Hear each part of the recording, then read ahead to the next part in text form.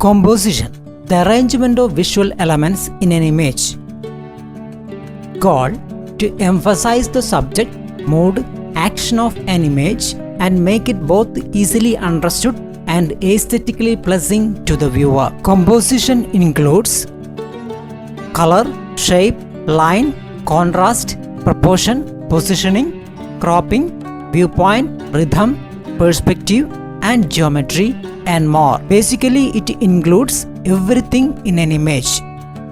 The rule of thirds: divide your image into thirds and place your focal points near the intersections.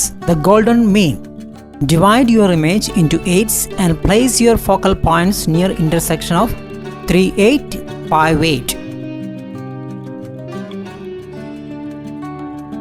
This results in more pleasing balanced image. Do not bisect your image horizontally or vertically. Do not place important object too close to the edge unless you want to create an accountable compositions. Positioning: beside the rule of thirds or the golden mean, there are some other guidelines for positioning the focal point in your image. A central composition can be very powerful and attention-grabbing. Symmetry enhances the feeling of respect, authority, and dignity. For more dynamic image, make sure you vary the heights and size of your image element. Unless you want to show that those elements are equal, for instance, if you have two people with a different but equal point of view. Balance: the heavier the visual weight of an image element, the nearer it should be placed to the middle of your image. Think of how you balance unequal weights on a seesaw, also known as the fulcrum lever principle. Third picture is not properly balanced. To create depth and interest, overlap object in your image. Beware of the tangents, which are areas where a line or object just touches another line or object. Give them space or overlap. Shades and lines. Horizontal shapes are perceived as stable and calm. Vertical shapes imply energy and growth or falling. Diagonal shapes are the most dynamic. They can imply movements or tension. Think about the mood of your image and the shapes that fit that mood. If an image feels boring, it probably needs more diagonal. Curves are more comforting. Spiky shapes feel faster or more dangerous. Triangles are solid compositional shape. Arranging the focal points of your image in a triangular pattern leads there around the pages. Circle also catches the viewer's attention. You can use this to your advantage by flagging your focal point with a circle, sun, moon, etc. One of the favorite tricks is spoke wheeling. Angle the lines your image so that they point towards your subject. This helps draw the eye to your focal point. Rhythm and repetition. Repeating the same types of shapes or line within your image creates a pleasant rhythmic flow, which you can also strategically break to create a focal point or show contrast. Repeating the similar elements in an organized arrangement emphasizes and formality, where clustering similar elements creates more natural layout.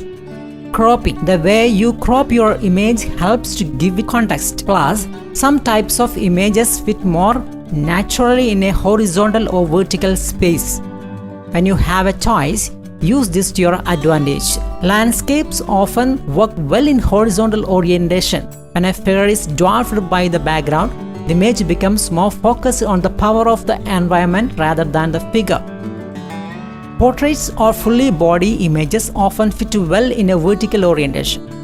Cropping an image closer to figure brings the focus to the figure's thoughts or actions. Never crop a figure at a joint, neck, knee, elbow, waist, etc. A vertical orientation can help to emphasize a height of difference. Cropping off part of an action or objects gives the illusion that it continues beyond the frame.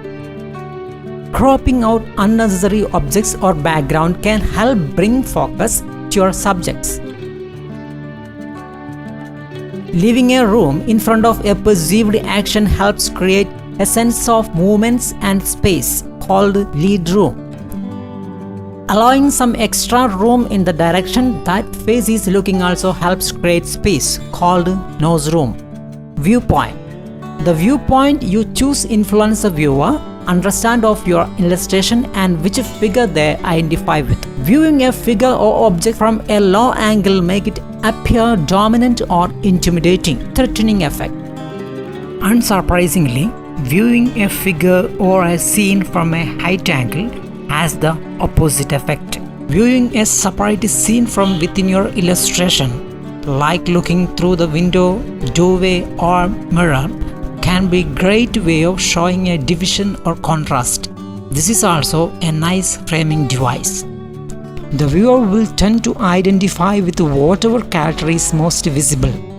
Generally, this is the character that is closer to the viewer, but could also be the character with the most readable face. Keep this in mind if you are trying to show a hero-villain showdown.